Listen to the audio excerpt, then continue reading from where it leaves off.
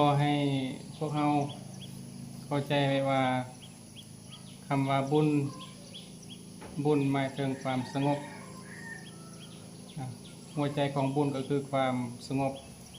ความบ่เดือดร้อนทางตนเองและผู้อื่นทางกายเฮาก็บ่สร้างความเดือดร้อนทางตนเองและผู้อื่นทางวาจาเฮาก็บ่ใส่คำเว้าให้เกิดความเดือดร้อนทางตนเองและผู้อื่นทางใจเฮาก็บ่คิดพยาบาทบ่คิดมีความตนีขี้นี้ขี้เที่ยวตนีขี้เหนียวนั่นก็ชื่อว่าบุญแท้ๆเด้บุญก็คือการสร้างความดีทางกายก็คือบ่สร้างความเดือดร้อนบ่คือความเดือดร้อนทางกายบ่ไปตีบ่ไปลักทางวาจาบ่เว้าให้เกิดความเดือดร้อนทางใจคือกันบ่คิดไปหันไปนี่บ่คิดพยาบาทผู้นั้นผู้นี้บุญก็จึงเกิดขึ้นมาเมื่อบุญเกิดขึ้นมาเฮาก็จะมีความสุขขึ้นชื่อว่าความสุขนี่เกิดมาจากบุญความสุขความสวยงามความอยู่ดีกินดีก็เกิดมาจากบุญบุญคืออย่างบุญเกิดมาจากไสก็คือครูบาได้ว่าแหละก็คือเกิดมาจากความสงบทางกายก็สงบทางวาจาก็สงบทางใจก็สงบเมื่อว่าทางกายบ่มีความเดือดร้อนทางวาจาบ่มีความเดือดร้อนทางใจบ่มีความเดือดร้อนผลของมันก็คือความสุขความสุขนี่เป็นผลของบุญส่วนว่าความทุกข์นี่เป็นผลของบาปเมื่อเฮาทำบุญเฮาก็จะมีความสุขเมื่อเฮาทำบาปเฮาก็จะมีความทุกข์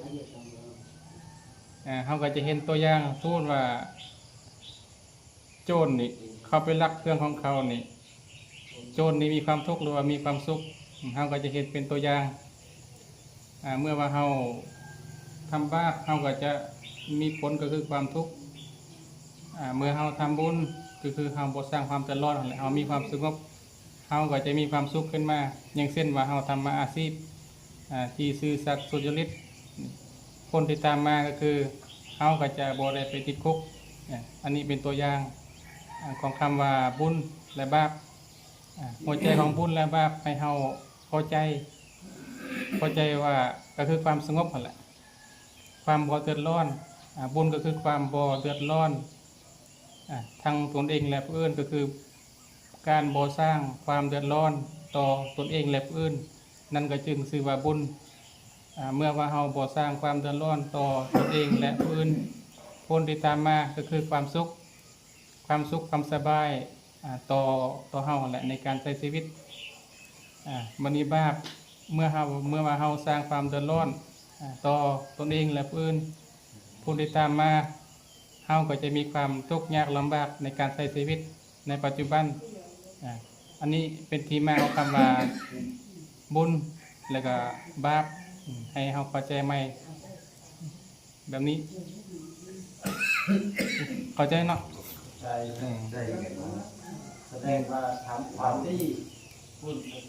ตอบมากันดีเมื่อเราทำดีเราจะมีความสุขผลของทำความดีแล้วที่ไปเฮ็ดบุญนั่นบาปได้บุญมันเดือดร้อนตัวเองบ่ต้องบาปไปบาปที่ตัวเองผู้นี้เป็นสุขเอาความดีบ่เจอเอาบุญผู้อื่นก็ดีถึงแล้วบุญโจทย์จะเป็นงานโจทย์พรุ่งนี้อย่างละเป็นว่าไปเรื่อยบุญเป็นเหตุคือเราปลูกข้าวแหละนั่นคือบุญการเฮ็ดบุญคือการปลูกข้าวเมื่อเราปลูกข้าวเราใส่ข้าว